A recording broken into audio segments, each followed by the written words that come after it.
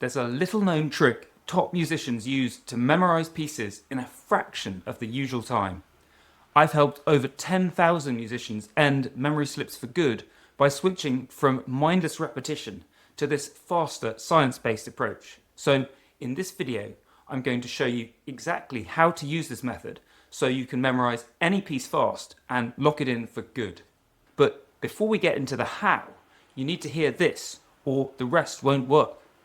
Because the crazy thing is that if you actually want to remember music long term, you've got to stop doing the thing that feels like it's working and start doing something that feels like you're failing.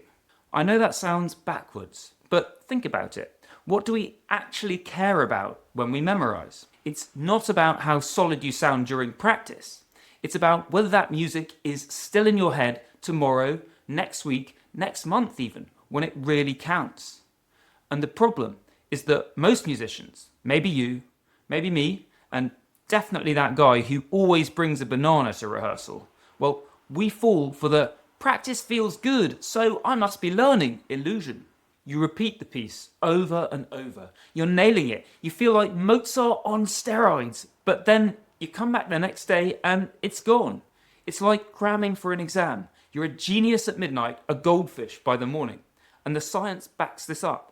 Memorization methods that actually make music stick feel slow and awkward at first, while the tactics that give quick results fade rapidly. So you need to ask yourself, what does it actually mean to learn fast? And if, like me, you believe that true learning has only happened once something is stuck in your brain, then, if you want to memorize pieces quickly, you need to choose a method that actually feels slower at the start. And yeah, it takes a bit more effort than mindless repetition, but it's worth it.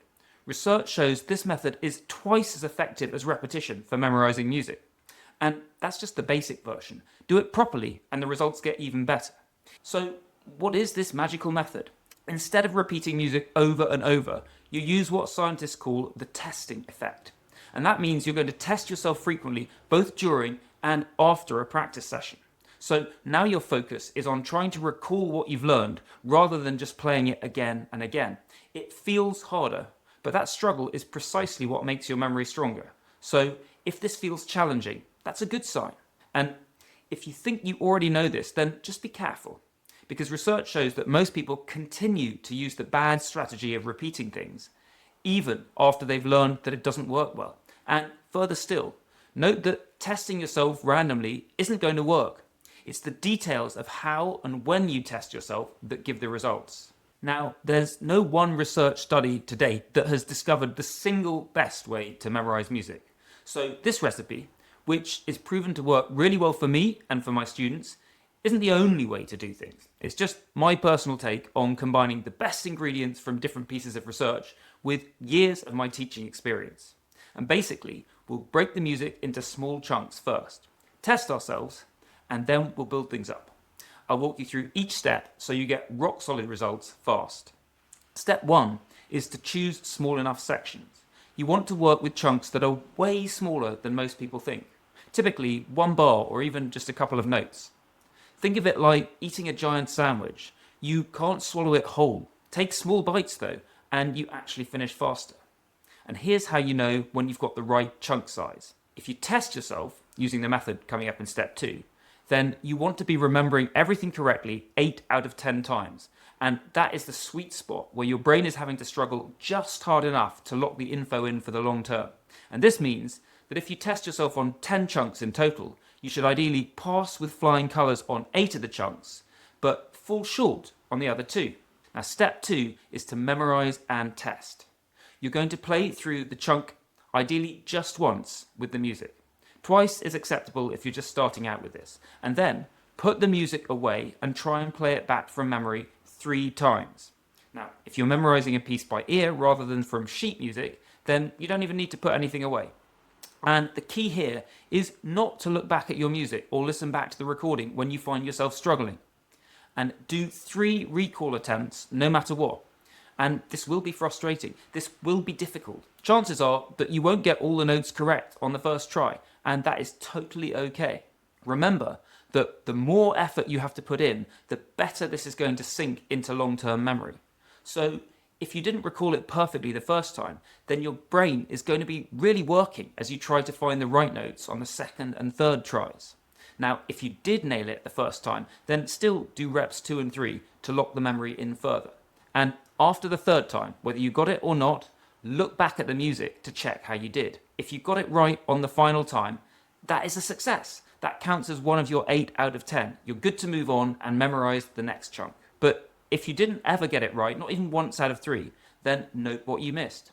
Play it through a couple of times with the music to correct those errors, and then put the music away again and play through the chunk 3 times again from memory to lock in those corrections.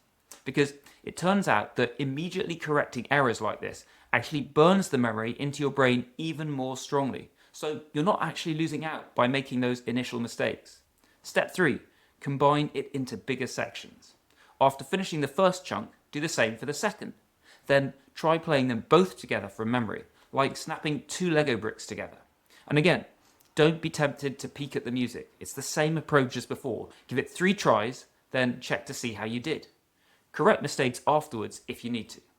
And keep building up until you've got an entire phrase. Then work on memorizing other phrases in the same way.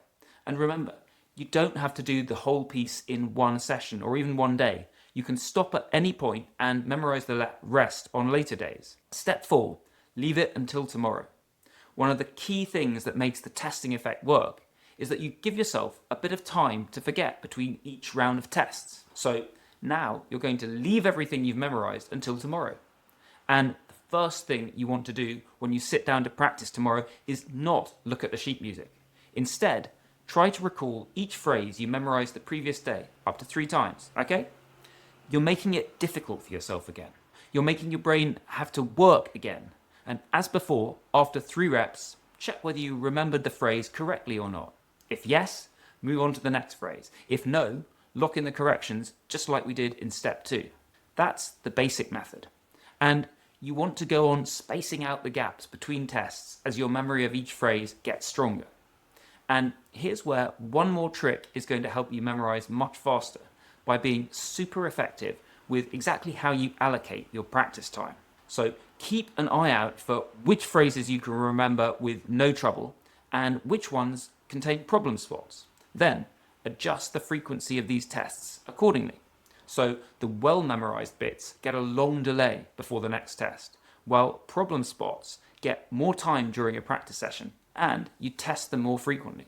You'll need to make the effort of noting what sections are good and what are bad in order to do this, and that is more work up front, but it's well worth the effort as it allows you to memorize way more effectively. And remember, memorizing in this way is going to feel like you're going slower inside any one practice session. But if you check the big picture view, you'll find you're actually racing ahead. But once you've memorized the piece successfully, you still have to practice it effectively so that all the technical aspects are rock solid. So check out this video next, where I share the 4 practice tricks that will get you playing pieces at pro level in quick time.